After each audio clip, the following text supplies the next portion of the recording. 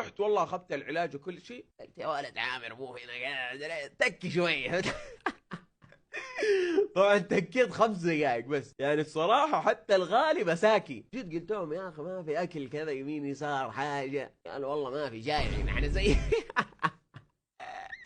وجلست تقريبا كم، يمكن مو 5 دقائق، يمكن 10 دقائق كذا، الا عامر جاء قال لي ايش تسوي هنا؟ قلت له والله جيت اخذ العلاج وكذا. قال لي طيب اسمع، لا يفوتك الان انطلق، الرخيص ترى عادل جالس يسوي دجاج، مدري رز ودجاج شيء زي كذا، وروح هناك وكذا وانبسط ترى فله. قلت له خلاص خلاص انا راجع اصلا عشان المقطع برضه. شافوني الشباب اصلا وانا ماشي وعادي يعني، وانا امشي امشي امشي لين بدات تختفي انوار الفريق الغالي، ومعاي زي ما قلت لكم كشاف الجوال، والدنيا ظلام مره مره، حتى ضوء القمر ما تشوف زي الناس يعني. هنا عرفت انه لما اختفت الانوار راح امشي شوي شوي كذا، راح اشوف النار اللي هم مشغلينها، وخلاص ادخل لهم. وانا خلاص انا يا جماعه صدقوني عادي والله ماني مره خايف ولا اي شيء، ولا جاء اصلا في بالي اي شيء وقتها، عادي ماشي راجع للفريق، وامشي امشي امشي يا ولد احس اني طولت وانا ماشي ما اشوف لا نار ولا اي حاجه.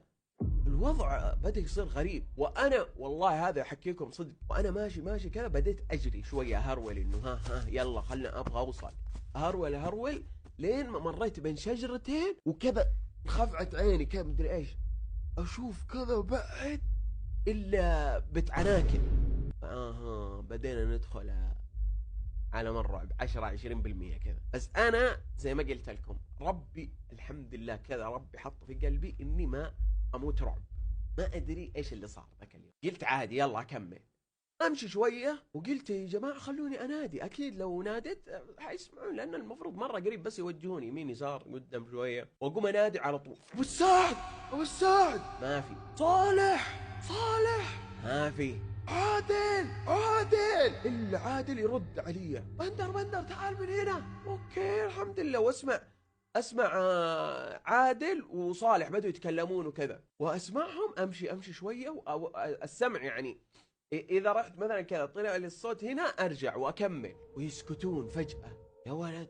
لما سكتوا اكلم عادل اقول له عادل عادل النار شغالة، يقول لي ايوه ايوه اتحرك، لان انا ما اشوف نار اصلا. والله اتحرك اكمل سيدة سيدة سيدة لين ما، جماعة الوضع صار ما يطمن، مستحيل هذه المسافة كلها عشان اوصل لهم، يعني ما ابالغ لما اقول لكم ترى وصلت حدود الكيلو، ترى 1 كيلو متر وصلت. فقلت اوه، واصلا وصح وانا ماشي وانا امشي وهرول وكذا، متى عرفت انه غلط بعد المنادى وكل شيء؟